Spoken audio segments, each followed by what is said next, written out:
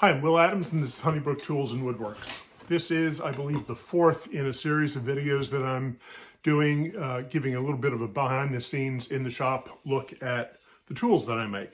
And up today is the Honey Brook Marking Knife. I have an order for a marking knife in curly maple or tiger maple, one of the most popular wood choices for my knives. And I've got this really pretty piece of tiger maple that I'm going to use to turn this knife. So I'm going to rip out the blank, cut it to size, and then I'm going to head over to the lathe. Be back in a minute. So I'm over at the lathe. I ripped that piece of maple into one long piece that I then cut into two turning blanks.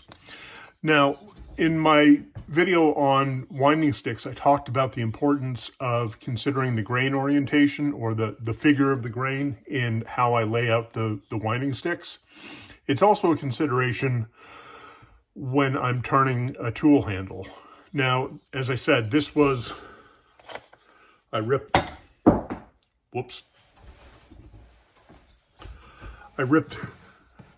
this from that larger board that I showed you at the beginning. So now I've got these two turning blanks. And I notice, I didn't pick up on this when I first looked at the wood, but it's got some, I don't know if I'd go so far as to say that's spalting, but it's got some coloration in it that is not purely curl. Kind of like this side is almost purely white. So it's just something to think about. But the thing that I'm thinking about the most is the actual curl in the blank. And so this one has a lot of figure. I mean, it's pretty well figured throughout the whole thing, but it's particularly figured on this end. So when I think about the shape of my marking knife handle, the end has a little bit of a swell to it and kind of like an end cap, if you will.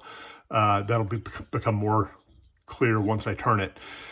And that's a nice place. That's a part of the knife where it's kind of nice to accentuate the curl.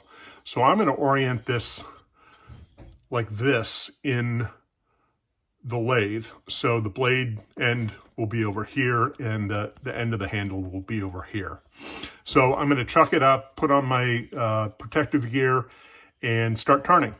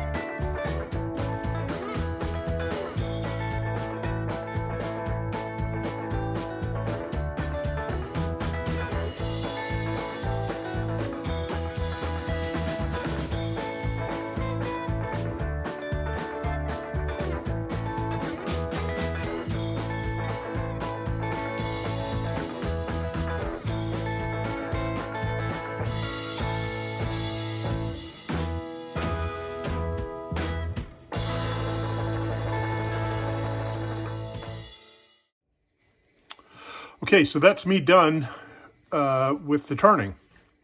And I'm really pleased with how this came out. Looking into the camera, trying to figure out how to best show the curl. I'll post a still at the end of the video. But this curl is really nice, and it's more pronounced all the way around than I was expecting it to be.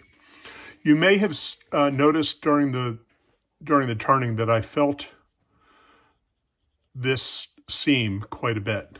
And that's because that really needs to be seamless, because when you can hold this knife one of two ways. You can hold it like a pencil, and you know, if there's any kind of if there's any discrepancy between the ferrule and the wood, it can be distracting, and plus it just doesn't look good. So you can hold it like this.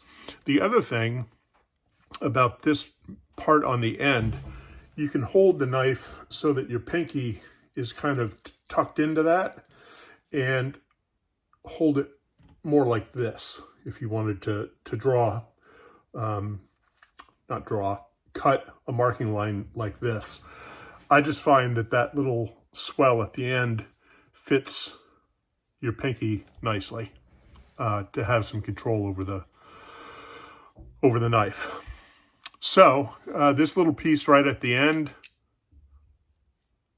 comes right off, and you'll see, if you've looked at my previous videos, I put a decorative little piece of brass in the end, and that little mark in the center where I parted it off will serve as the guide for when I drill the hole. So in the next video, I will show you that. I'll install the decorative pin in the end, install the blade, and then it'll be pretty much ready to go. I hope you liked this. If you did, please press the like button. And if you haven't already, please subscribe to my channel. Thanks for watching, and I'll see you next time. Thanks.